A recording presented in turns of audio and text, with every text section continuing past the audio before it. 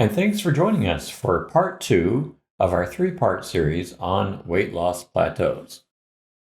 We talked about the reasons for weight loss plateaus in the first part of this, and we talked about the option to just waiting it out. Waiting it out's no fun, so we're going to talk about some other options. And we've been talking about options like these for 15 years of helping people with intermittent fasting and appetite correction in the Fast 5 diet program. So we're going to go over 5 things that we would like to share that may help you or others who are on an intermittent fasting appetite correction schedule break through a weight loss plateau. And if any of these sound interesting to you, then you're welcome to give them a try and let us know how they work for you. Yeah. We'd love to hear from you. The first thing that we'd like to talk about is called timed stepping. And time stepping is just a plan that you start with your break fast to make sure your body has time to digest and measure all of the calories that you've had in before you add more. And so the way that time stepping works is that when you approach your break fast time at the beginning of your eating window, you decide what you're going to eat, whatever looks appropriate for your appetite. And when you're ready for your breakfast, you consume that. And when you're done, you don't say, "Oh, I'm not going to have any more." You just set a timer and for 30 minutes and go do something else for a while. And then if at the end of that 30 minutes, you're still hungry. Now, notice that I'm saying still hungry, not that you're not full. You're still hungry. You still want to have more food. Then you prepare another portion of whatever size seems appropriate, and you eat that. And when you're done with that, you set another 30-minute timer. And so you go through these steps, each time giving yourself 30 minutes to digest the food, which allows your body time to talk from gut to brain and say, this is what we have taken on board. Do we need more, or is that enough? And a lot of times that time will give your body the time it needs to digest and measure the calories and say, okay, this is enough, and take you from not feeling satisfied, I guess. Not feeling satisfied, not feeling like you've had enough, and then say, oh yeah, it is enough. We're good, and cut off your appetite at that point until your next eating window. So that's time stepping, 30-minute pause between portions that you choose based on your appetite. Nice. Another change to a schedule or change to a regimen that intermittent fasting, Fast 5 appetite correction lifestyle followers have found to be helpful in breaking a weight loss plateau has been to introduce a skip day into the regimen. Now, a skip day is a day that one moves away from their traditional 5-hour window of eating, and instead they break their fast earlier in the day or whenever it is that their body tells them that they're feeling hungry. Mm-hmm. Typically, when someone follows that kind of a lifestyle, they follow it for 7 days a week. And during the day, if a bit of hunger, whatever kind, clock hunger, some kind of hunger crops up, the pattern would be to just wait it out. And so the regular intermittent fasting schedule for 6 days a week, and then 1 day is the skip day, right? Exactly. Okay. Exactly. So during the regular intermittent fasting schedule, when they feel a little bit of hunger coming on, they just wait it out. They don't break their fast. And typically what happens is 10, 15 minutes after that little pang of hunger comes on, it goes away. But what we're suggesting is that during the skip day, instead of waiting that little bit of hunger out, just respond to it. Mm-hmm. Give the body some food. And what that potentially does, the reality is nobody knows exactly what goes on in the mysterious body that we all inhabit, or that each of us inhabits, our own, of course. But the sort of thing that is going on is potentially that the body is having more information it can use to recalibrate, to know that it has plenty of fuel available from the outside. It doesn't Mhm. have to use the fat it has stored, and it goes into the equation that lets the body know that it's safe and healthy and reasonable to continue to release weight, to continue to burn its stored fat. Now, a significant distinction, an important distinction in thinking about a skip day, is that it is not a cheat day. That word cheat day is something that people use, and I don't know precisely what it means, but my impression is it's a day that one goes off schedule sort of in an unplanned way. But what we're suggesting is this becomes a planned day of the week instead of doing a 7 days a week intermittent fasting schedule that is your routine window length and routine timing. That one day of that week you decide that it's going to be time to mix it up a little bit. The goal is to let your body move forward, to not let your body take a day off, but let it have the time and the information it needs to calibrate what you really need, and then it can do its job. It can continue to do its job of burning the fuel that is available and requesting fuel that it actually needs. How you do that is entirely up to you. Some people might think that what we're suggesting is that you go to a 3 meal a day pattern on the day that you do a skip day. That's not what we're suggesting. Mhm. We're suggesting that just let your body tell you what it wants, and more casually than typical, if it says, I want to eat now, then go ahead and let it. And sending that message to the body that it has some reserve and some potential that it's not used to in your standard intermittent fasting lifestyle, that little mixing up of the schedule can sometimes shake things loose and get your weight loss going again.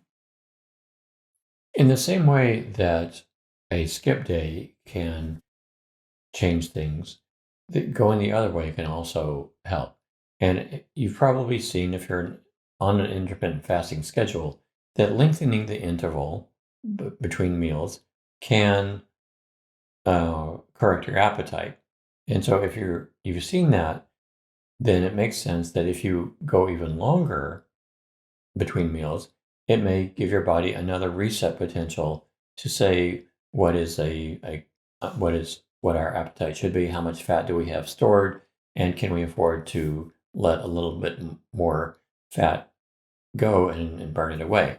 And so instead of a skip day, the opposite is to add a fasting day.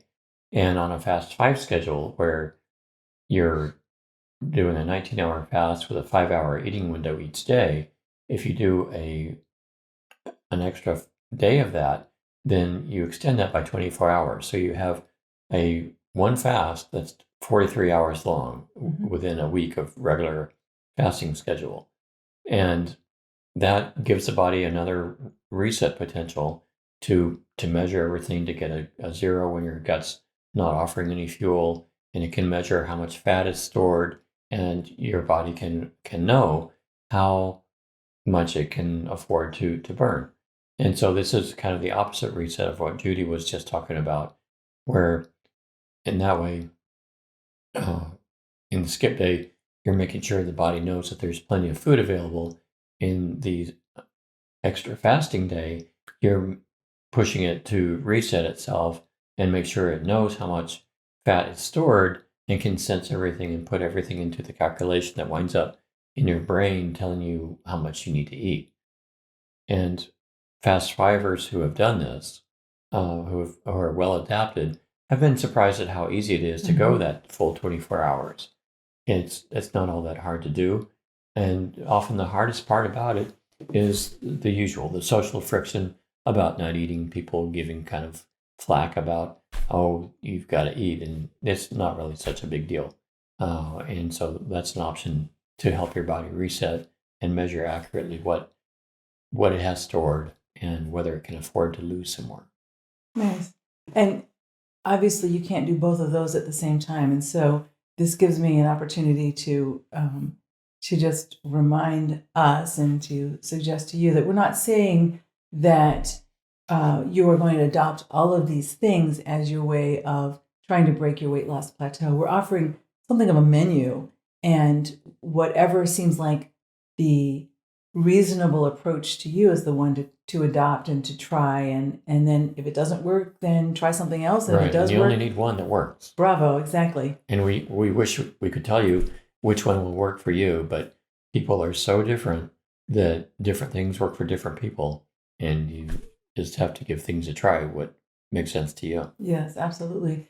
Another thing that people who live the Fast 5 intermittent fasting appetite correction lifestyle have found to be effective in breaking a weight loss plateau is to take steps to improve their gut health, to optimize the population of bacteria that is in the gut. It's surprising the degree to which that bacteria influences how we process food and a whole bunch of other things in the body for that matter. So working to have a favorable population of bacteria in the gut is worth the effort that it takes. We consider the bacteria in our gut to be our inner garden, and we recognize that tending to that garden is something that is worth the effort. And so one of the things you can do to change around your gut flora, if that's something you're interested in trying as a way to possibly break your weight loss plateau, is to... Excuse me, and by flora, we mean thanks. Bacteria that are growing in the gut. The billions, trillions of bacteria growing in the gut are what we call gut flora. Yes, thank you very much. And so to try to improve that, to make that optimized, one of the things you can do is add to your diet, if you don't take this sort of food in, fermented foods like yogurt, and that's the kind of yogurt that's made from live cultures. And kefir is another product, and then sauerkraut. And all sauerkraut is not the same. So sauerkraut that is... Not all sour? I think it's all sour, but I think it does not all have the same amount of fermented, wonderful things in it. Right, live bacteria. Right. Excuse me. So sauerkraut that's in a can that has been processed in a canning factory or a canning works. Yep. Dead. Not to worry. That is not going to help you any. But the bacteria, or excuse me, the sauerkraut that is in the refrigerator section of grocery stores, those have bacteria in them, and that can be valuable and might be an addition if you like. Not everybody likes sauerkraut, but if you like sauerkraut, adding that to your dietary regimen may be beneficial. And then kimchi is another food that some people like, some people don't. But if you do, that's something that can certainly add some variety to your bacterial population in your gut. Another thing is to include raw vegetables and a variety of vegetables beyond the ones that you usually eat, perhaps. Those that are grown in your own garden or in a garden that's a local garden or a non-commercial garden where there are no pesticides or herbicides used, those have the highest likelihood of giving a nice variety of bacteria to possibly introduce into your gut. You can also consider taking a probiotic supplement, but as in the same way that all sauerkraut's not the same, all probiotics are not the same either. There are some preparations that are quality and those that are not. And as I understand it, there are some that are safe and some that are not. I don't have personal experience, or I haven't done a deep dive into that topic, but certainly if you're going to choose to take a probiotic supplement, it's worth researching the manufacturer and the brand and making sure that it's endorsed by a trusted source. So you make sure it's safe and effective. You don't want to just waste your money. Another thing that has been effective in breaking a weight loss plateau for some individuals has been the addition of a magnesium supplement to the daily regimen. And that's usually, or what we favor is a magnesium citrate that's in a gel cap kind of form, not the bottle that is in the laxative aisle, mind you, but a gel cap kind of magnesium citrate preparation. They come in 250 milligram sizes, and 2 of those a day is a supplement that has been shown to be helpful in keeping the bowel moving. And interestingly, it has also been, there are a couple of studies that have shown that it has been helpful in improving people's sleep hygiene. And in the first of this series of videos about breaking the weight loss plateau, I think you mentioned that sleep is certainly an important part of making sure that a poor sleep can lead to difficulty in weight loss. And so optimize the magnesium supplement may give you 2 bangs for your buck, and that is help with your gut health and also potentially help with sleep. And again, all of us are individuals. Who knows what will help any individual person, but there are some for whom it has been beneficial. And then one thing I'd like to point out is that when one is working to change the gut health, that's not a quick fix. It is when you implement a change, it may take several weeks to see any difference. And so if that's the step that you take, or one of the steps that you take to try to break your weight loss plateau, anticipate that it's going to be a couple of weeks, maybe several weeks, even before months. Right, to months before you see any resumption of your weight loss from that. Now, certainly something else can break it in the meantime, but we're talking about things that you can do that are not just waiting it out. And so anyway, that's my take on that, or our take on that. So another thing that can both improve the gut health, as Judi was talking about, and also improve your appetite sensation, is avoiding pre-digested foods. And by pre-digested foods, I mean anything that is cooked or chopped or ground up that you could have eaten raw. By doing that, you give yourself more satisfying meals, but you also give your body more of a challenge in digesting, that there's more work to do in digesting something that is just chewed instead of something that's already been ground by a machine into pulp. And so anything that's ground, cooked, or like machine chopped, pulverized, chopped, that you would otherwise eat raw is considered pre-digested. Okay, and so the idea is to avoid pre-digested foods, and cooked vegetables are a good example of that. You could eat them raw. You could eat cauliflower raw. You can eat broccoli raw. If you cook it, and then that's doing some pre-digestion on that food. Because it breaks down the so well. Right, it makes it easier to digest, which means you get more of the nutrients out of it. But in this case, you don't really want to get all the nutrients out of it. You want your body to do the work of digesting and also sense accurately how much nutrition is in there. And leave some of it for the large intestine. Right. And some of what you don't digest goes through your intestine to the gut and supports the health of the bacteria and the variety of bacteria in your gut. So you want some things to pass through. And so some examples are peanut butter. Peanut butter is finely ground peanuts. And if you eat peanut butter, then you will completely absorb that. None of it will pass through your gut intact. And so all of the calories go into your body. If there's an excess, they get stored as fat. But if you eat peanuts, then some part of that gets passed into the large intestine. The bacteria get to chomp down on it, and that supports your gut health.